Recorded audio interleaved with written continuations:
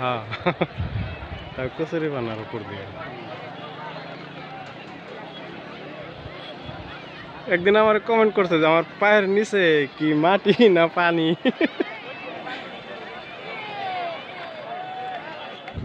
আসসালামু আলাইকুম প্রিয় শিকারী বন্ধুরা, আমি আজকে ব্রিজের নিচে মাছ ধরার জন্য আসছি। আর দেখেন নদীর শুধু কচু আর কচু, পুরা নদীটা কচু দিয়ে ভর্তি। আমার পূর্ব সাইড এটা, কোনো জায়গায় ফাঁকা নাই কচুরি বানার জন্য।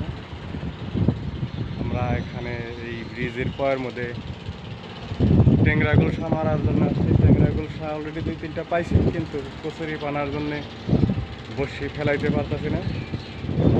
গেল বছর 2023 সালে এই সিজনে এই কালীগঙ্গা এই জামসা ব্রিজের নিচে কচুরি বানা দিয়ে মানুষ যাতায়াত করছে, পর্যাপ্ত পরিমাণ মানুষ যাতায়াত করছে। আর এই বছর 2024 সাল ঠিক 23 সালের মতোই হওয়ার সম্ভাবনা থাকতে পারে। তার অবস্থা কচুরি বানা।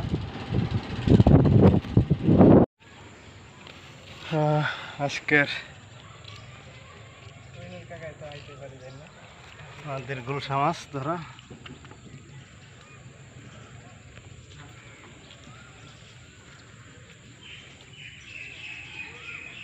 মোটামুটি ভালোই হয়েছে।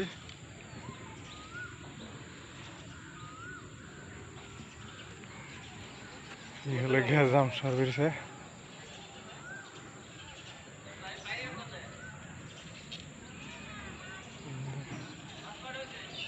হয়েছে কটা জানি